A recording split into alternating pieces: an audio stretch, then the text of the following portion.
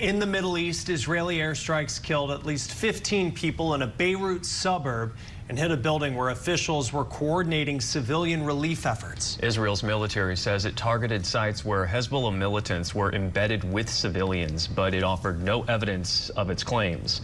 The mayor of one town was killed in a strike on a local government building in southern Lebanon. One of the hardest hit areas is the town of Qana, where Israeli artillery shelling killed more than 100 civilians during a 1996 conflict with Hezbollah. The Biden administration is giving Israel 30 days to increase humanitarian aid in Gaza or risk losing some U.S. military assistance. In a letter to the Israeli government, the administration said Israel's military blocked almost 90% of shipments of food and other essential supplies into Gaza last month. The letter did not specify what military aid might be withheld, but it was the strongest warning to Israel since the war began more than a year ago. International correspondent Sarah Coates joining us live from Tel Aviv. Good morning, Sarah. How is the humanitarian ultimatum being received by Israel? Morning, guys. We do have an update on this. As of about 10 minutes ago, the Israeli military has come out to say that today 50 trucks actually did enter the Gaza Strip. They're going to the north. These aid trucks are from Jordan.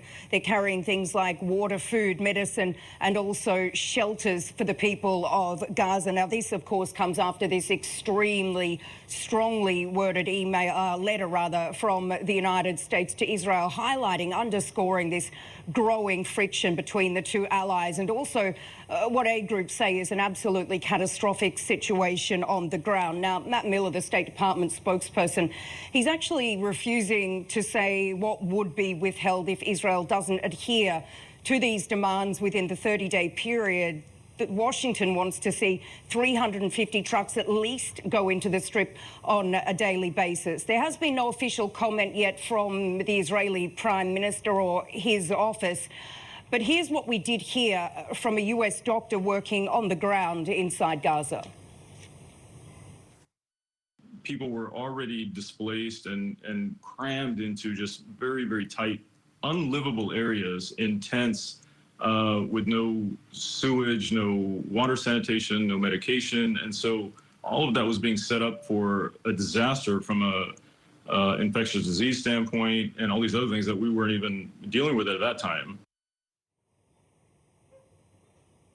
Now, the deadline for this after that letter from the United States is November 13, which, of course, comes after the presidential election. And Sarah, what else can you tell us about the Israeli airstrike that hit earlier today?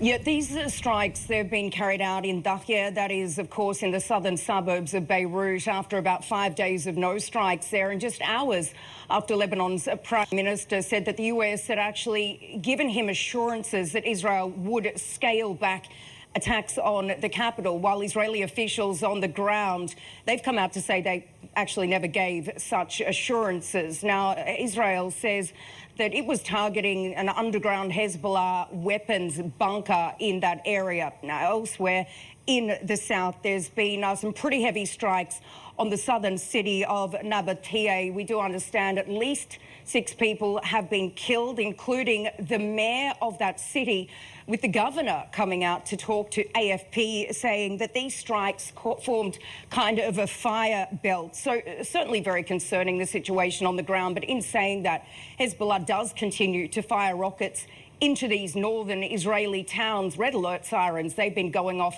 in the last 10 minutes or so. So certainly it is an ongoing, very active situation with really no kind of end in sight.